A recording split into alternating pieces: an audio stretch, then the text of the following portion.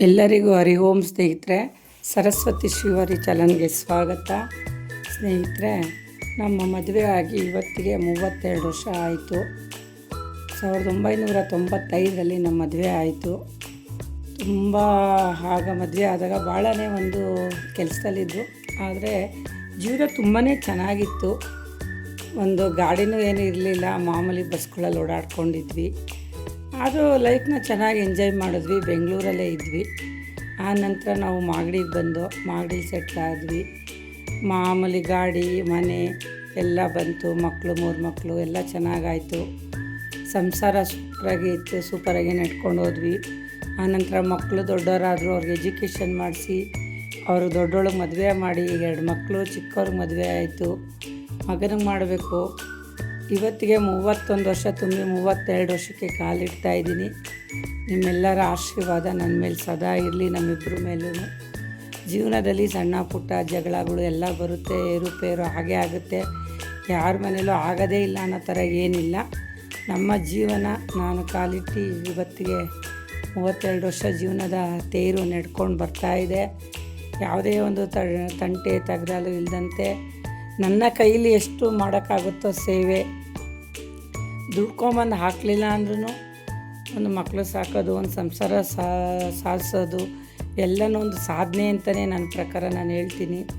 ಒಂದು ಬರೋರು ಹೋಗೋರನ್ನ ಒಂದು ಭಾವಿಸೋದ್ರಿಂದ ಹಿಡಿದು ಪ್ರತಿಯೊಂದೂ ಒಂದು ಮನೆ ಕಡೆ ಗಮನ ಕೊಡೋ ಅಂಥದ್ದು ಮಹಿಳೆಯರು.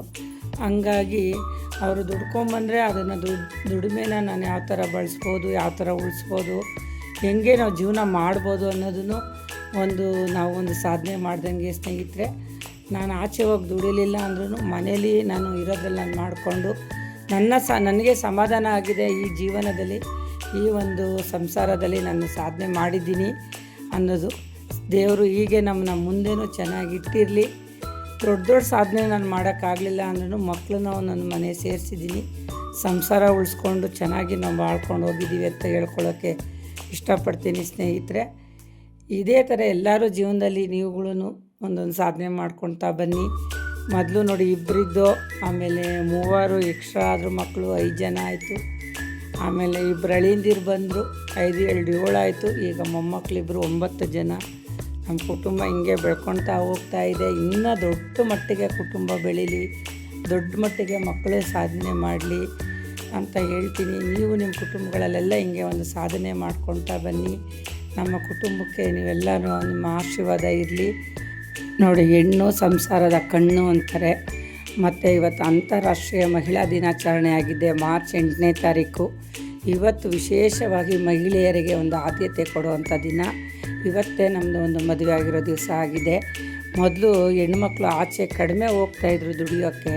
ಈಗ ಪ್ರತಿಯೊಂದು ಮನೆಯಲ್ಲೂ ಹೆಣ್ಮಕ್ಳು ಆಚೆ ಹೋಗಿ ದುಡ್ಕೊಂಬಂದು ಮಕ್ಕಳಿಗಾಗಿ ಅವರ ಜೀವನ, ಸಂಸಾರಕ್ಕಾಗಿ ಅವರ ಜೀವನನೇ ಅವರು ಮುಡುಪಾಗಿಕ್ಕಿ ದುಡಿತಾ ಇದ್ದಾರೆ. ಹಂಗಾಗಿ ನಾವು ಏನೋ ಅವತ್ತಿನ ದಿವಸ ಹಿಂಗೆ ಕಾಲ ಕಳ್ಕೊಂಡು ಬಂದ್ವಿ. ಮನೆಯಲ್ಲೇ ನಾವು ಜೀವನ ಅಂದ್ಕೊಂಡು ಮನೆ ಸಂಸಾರ, ಬರೋರು ಹೋಗೋರು ಮಕ್ಕಳನ್ನೇ ಅವ್ರನ್ನ ಸಾಕ್ಕೊಂಡು ಒಂದು ಸಾಧನೆ ಮಾಡಿದ್ವಿ. ಇವತ್ತಿನ ಜೀವನ ಅವತ್ತಿಗೆ ನೆನೆಸ್ಕೊಂಡ್ರೆ ಕಷ್ಟ ಇದೆ. ನಮ್ಮ ಜೀವನ ಎಲ್ಲ ತುಂಬಾ ಚೆನ್ನಾಗಿತ್ತು. ತುಂಬ ಎಂಜಾಯ್ ಮಾಡಿದ್ವಿ. ತುಂಬ ಚೆನ್ನಾಗಿ ನಮ್ಮ ಮನೆಯಲ್ಲೆಲ್ಲ ಸಾಕಿದ್ರು. ಈಗೂ ಸಾಕ್ತಾನೆ ಇದ್ದಾರೆ, ಇನ್ನು ಮುಂದೆನೂ ಸಾಕ್ತಾರೆ. ಈ ನಿಮ್ಮೆಲ್ಲರ ಆಶೀರ್ವಾದ ಹೀಗೆ ನಮ್ಮ ಕುಟುಂಬದ ಮೇಲೆ ಇರಲಿ.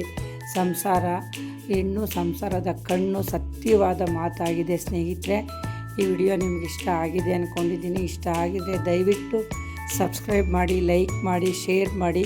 ನಾನೊಂದು ಯೂಟ್ಯೂಬ್ ಮಾಡಿರೋದ್ರಿಂದ ನಾನು ನಂದು ಆ್ಯನಿವರ್ಸರಿದು ಒಂದು ಚಿಕ್ಕದಾಗಿ ಒಂದು ಫೋಟೋಸ್ ಹಾಕಿ ವಿಡಿಯೋ ಮಾಡಬೇಕು ಅಂತ ಅನಿಸ್ತು.